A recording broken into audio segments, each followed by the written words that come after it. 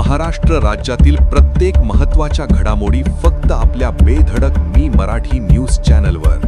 महाराष्ट्राचा बुलंद आवाज. तोरखेडा येथे भर वस्तीत घरफोडी, 3.5 तोळे सोने आणि लाखाची रोकड लंपास. शहादा तालुक्यातील तोरखेडा गावात घरफोडीची एक मोठी घटना समोर आली असून चोरट्यांनी बंद घराचा कडिकोंडा तोडून 3.5 तोळे सोने आणि सुमारे 1 लाख रुपयांची रोकड लंपास केली आहे. या घटनेमुळे परिसरात भीतीचे वातावरण पसरले आहे.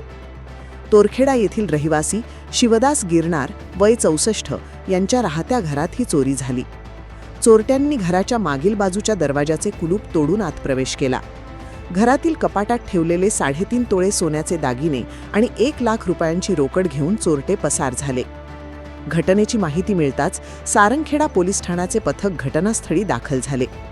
यामध्ये सहाय्यक पोलीस निरीक्षक रवींद्र बागुल, पोलीस हवालदार गोविंद जाधव आणि संजय जाधव यांनी पंचनामा केला. तपासासाठी तातडीने श्वान पथकाला आणि मोबाईल फॉरेन्सिक टीमला पाचारण करण्यात आले होते.